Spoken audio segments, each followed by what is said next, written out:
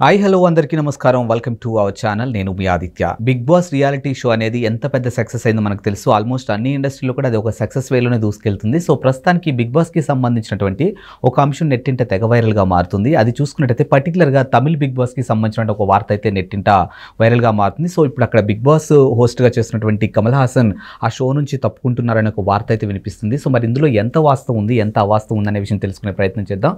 So ప్రస్తుతానికి మనతో పాటు స్టూడియోలో ఉన్నారు సినీ క్రిటిక్ దాసరి విజ్ఞాన్ గారు. సో వారిని అడిగి మరిన్ని విషయాలు తెలుసుకుందాం. నమస్కారం సార్. నమస్తే sir, Bigg Boss reality show అనేది ఎంత పెద్ద సక్సెస్ అయిందో మనకు తెలుసు. బాలీవుడ్ నుంచి కానీ, హాలీవుడ్ నుంచి కానీ, మన తెలుగులో కానీ, మిగతా ఇండస్ట్రీలో కానీ.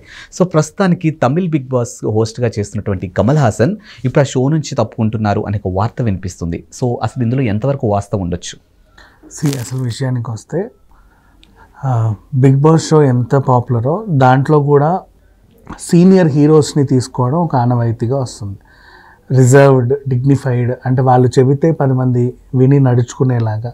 అండ్ ఎవరినైతే తీసుకుంటారో వాళ్ళు కూడా 10 మందికి ఇన్స్పిరేషన్గా ఉండేవాళ్ళలాగా. లైక్ మన ఎన్టీఆర్ గారే కానివ్వండి, నాని గారే కానివ్వండి, ఇప్పుడు నాగార్జున గారు తెలుగు విషయానికి వస్తే, మధ్యలో రమ్యకృష్ణ గారే కానివ్వండి. నెక్స్ట్ అలాగే తమిళ్ ఎప్పటి నుంచో కమల్ హాసన్ గారే చేస్తున్నారు. ఇటువైపు కిచ్చా సుదీప్ అయినా చేయొచ్చు, ఉపేంద్ర అయినా చేయొచ్చు, ఆ స్థాయి వ్యక్తులు ఎవరైనా చేయొచ్చు. శివన్న చేసిన ఆశ్చర్యం లేదు. అటువైపు మోహన్ లాల్ అండ్ ఇటువైపు మమ్ముట్టి లాంటి వాళ్ళు, అంటే ఈ రేంజ్ వాళ్ళు చేస్తూ ఉంటారు. బేసికలీ వాళ్ళకంటూ ఒక స్థాయి ఉంటుంది.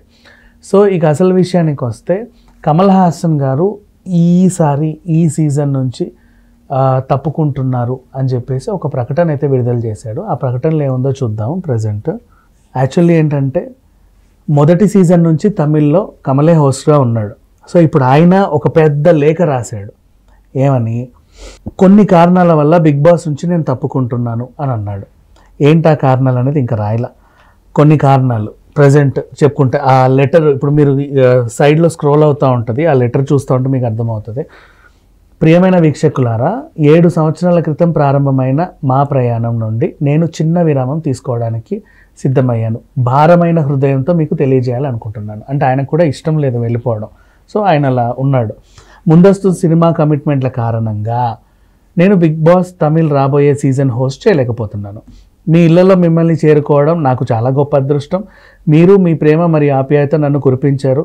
దీనికి మీకు కృతజ్ఞతలు తెలియజేస్తున్నాను. బిగ్ బాస్ తమిళ్ను భారతదేశంలోని ఉత్తమ టెలివిజన్ రియాలిటీ షోలలో ఒకటిగా మార్చడంతో పాటు మీ పోటీదారుల ఒక ఉత్సాహభరితమైన మరియు ఉద్వేగభరితమైన మద్దతు ప్రధానమైనది. అండ్ నెక్స్ట్, ఇక్కడ నేను నిజాయితీగా నా భావాలను పంచుకుంటున్నాను. ఎన్నో నేర్చుకున్నాను. ఈ అభ్యాస అనుభవానికి నేను ఎల్లప్పుడూ కృతజ్ఞతతో ఉంటాను. ఇప్పటి వరకు నాతో పనిచేసిన ప్రతి ఒక్కరికి మరియు ఈ షోలోని పోటీదారులకి నేను హృదయపూర్వకంగా ధన్యవాదాలు తెలియజేస్తున్నాను. చివరిగా, నేను విజయ్ టీవీలోని అద్భుతమైన బృందానికి, అలాగే ఈ సంస్థను గ్రాండ్గా విజయవంతం చేయడంలో పాలు పంచుకున్న ప్రతి సిబ్బందికి ధన్యవాదాలు తెలియజేస్తున్నాను. ఈ సీజన్ మరో విజయాన్ని సాధిస్తుందని నేను ఖచ్చితంగా అనుకుంటున్నానని రాసుకొచ్చాడు. ఈయనకు వెళ్ళడం అసలు ఇష్టం లేదు. కల్కి సినిమాలో ఒక బరువైన పాత్ర చేస్తున్నాడు. దానికి వాళ్ళకంటూ కొన్ని డేట్స్ కావాల్సిన అవసరం ఉంది. అలాగే తను కమిట్ అయినటువంటి కొన్ని సినిమాలు ఉన్నాయి. ఆ విక్రమ్ అనేది అదొక సిరీస్. ఖైదీ, విక్రమ్, ఆ వేళ అది వెళ్తుంది. అండ్ ఈయన కొన్ని కమిట్మెంట్స్ ఉన్నాయి. ప్యారలల్గా తను ఒక పొలిటికల్ పార్టీ పెట్టి దాన్ని కూడా చూసుకోవాల్సిన అవసరం ఉంది. ఇంత స్థాయి వ్యక్తి, క్షణం తీరిక లేనటువంటి వ్యక్తి అనుకోకుండా దీంట్లో భాగం అయ్యారు. అఫ్కోర్స్ ఆయనకు కూడా బాగా నచ్చింది. వాళ్ళందరికీ కొత్త కొత్త విషయాలు నేర్పడం కానీ, సమ్టైమ్స్ వాళ్ళ దగ్గర నుంచి నేర్చుకోవడం కానీ, ఆ జర్నీ అంతా తనకి చాలా ఆహ్లాదకరంగా, చాలా హాయిగా అనిపించింది. అఫ్కోర్స్ దానికి తగ్గ రెమ్యునరేషన్ కూడా తీసుకున్నాడు. ప్రతిసారి ప్రతి సీజన్ తను ఆనందంగా చేశాడు. కమల్ హాసన్ గారు వస్తున్నారు వీకెండ్ అంటే అమ్మో ఇలా భయపడుతూ కూర్చునేవాళ్ళు. ఎలా సల్మాన్ ఖాన్ గారిని చూసి భయపడతారు, ఎలా ఒక అమితాబ్ బచ్చన్ గారిని చూసి భయపడతారు. మధ్యలో శిల్పా శెట్టి కూడా హిందీలో చేసింది. ఇక్కడ రమ్యకృష్ణ గారు తెలుగుతో పాటు తమిళ్ని కూడా కొన్ని రోజులు హోస్ట్ చేశారు. ఇలా పెద్ద పెద్ద వాళ్ళందరూ ఎందుకోసం ఇప్పుడు బిగ్ బాస్ అనే షో మానసికంగా మనుషులకి చాలా ఇంపార్టెంట్. యాక్చువల్గా చెప్పాలి అంటే ఈ డబ్బులు ఖర్చు పెట్టో లేకపోతే ఫ్రీగానే ఎక్కడెక్కడికో విపసన లాంటి వాటికి వెళ్తూ ఉంటారు. కానీ ఇలాంటి షోలో ఏంటంటే బోల్డ్ అనే విషయాలు నేర్చుకోవచ్చు. మనకు సంబంధం లేని వ్యక్తుల మధ్య అన్నీ అసలు ఏమీ లేకుండా కేవలం బయటి ప్రపంచంతో సంబంధాలు తెంచుకొని కొత్త వాళ్ళని పరిచయం చేసుకొని వాళ్ళతో పాటు కొన్నాళ్ళు జీవించాలి.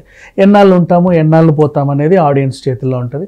వాళ్ళ నుంచి చివరి వరకు వస్తారు, లేదంటే మధ్యలోనే విరమించుకుంటారు ఆ ప్రయాణాన్ని. ఇలాంటి షోని హోస్ట్ చేస్తున్న వాళ్ళందరూ కూడా చాలా అంటే నెక్స్ట్ లెవెల్ మెచ్యూరిటీ ఉంటుంది.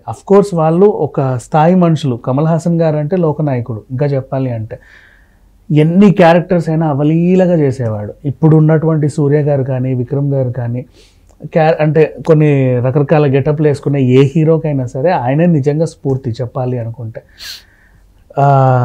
డీ గ్లామర్ రోల్స్ చేయాలన్నా, తక్కువ ఏజ్లో ముసలి వేషాలు వేయాలన్నా, ముసలి వేషంలో తక్కువ ఏజ్ వేషాలు వేయాలి అన్నా, ఎలాంటి పాత్రలైనా, ఈవెన్ ఒక దశావతారం తీసుకున్నా, భామనే సత్యభామనే తీసుకున్నా. కమల్ హాసన్ గారు పీక్ స్టేజ్లో ఉన్నప్పుడు భామనే సత్యభామనే చేశారు. అసలు అది మామూలు ఆర్టిస్టులు ఎవరు చేయరు సీరియస్ చెప్పాలంటే ఆ టైంలో. ఇట్లా ఇవన్నీ చెప్పుకున్న తక్కువే కమల్ హాసన్ గారి గురించి. ఇంకా చెప్పాలంటే మనకు అర్హత లేదు ఆయన గురించి మాట్లాడుకునేంత, అంత గొప్ప వ్యక్తి. సో తను తప్పుకోవడం అనేది పాపం నిజంగా చెప్పాలి అంటే ఈ బిగ్ బాస్ షోకి తీరని లోటనే చెప్పుకోవాలి. ఎందుకంటే కమల్ హాసన్ గారు లేని ఆ బిగ్ బాస్ షోను తమిళ వాళ్ళు చూడలేరు. కోర్స్ ఇంకా చెప్పాలంటే దాన్ని బ్యాలెన్స్ చేయగలిగే వ్యక్తి రమ్యకృష్ణ గారు ఉన్నప్పటికీ ఇంకొంతమంది ఉన్నారులే, శరత్ కుమార్ గారు మేనేజ్ చేయొచ్చు, ఇంకెవరైనా చేయొచ్చు. కానీ కమల్ హాసన్ గారికి అలవాటు పడిపోయిన ఇన్నాళ్ళు ఇది ఇప్పుడు మన Hindi Bigg Boss show Salman Khan లేకుండా చూడలేము. నిన్న OTT 3కి Anil Kapoor, course Anil Kapoor is a great dynamic personality, అయినప్పటికీ ఈయనుంటే బాగుండు అనిపించింది. కరణ్ జోహార్ చేసి అసలు చూడలే ఇంకెవరు.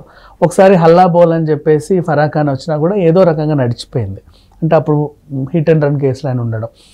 సరే ఇటువైపు అంటావా నాగార్జున గారు సినిమాలో బిజీగా ఉన్నప్పుడు ఓసారి సమంత హోస్ట్ చేసింది, ఒక్కోసారి రమ్యకృష్ణ గారు హోస్ట్ చేశారు.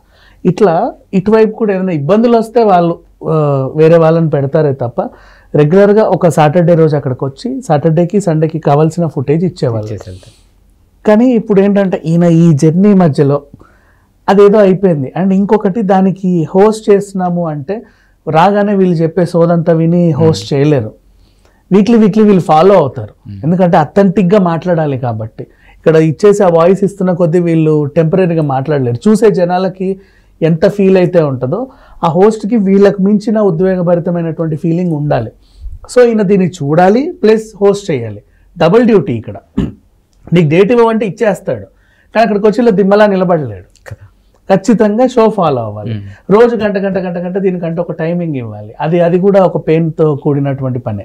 సో ఈ రకంగా చూసుకుంటే కమల్ హాసన్ గారు చాలా ఉద్వేగంగా, అంటే ఊరికే తప్పుకుంటే మళ్ళీ ఏవేవో రాస్తారు కదా, వీళ్ళకి పడలేదు, చెడింది, అందుకే ఈయన అన్నారు, రెమ్యునరేషన్ పడలేదని ఏవో రాస్తారు. కాబట్టి ఇవన్నీ కాకుండా మంచి మర్యాదపూర్వకంగా ఇంత పెద్ద లెటర్ రాసి హ్యాపీగా రిలీజ్ చేశాడు ప్రెస్కి. ఇది జరిగింది. Thank you sir.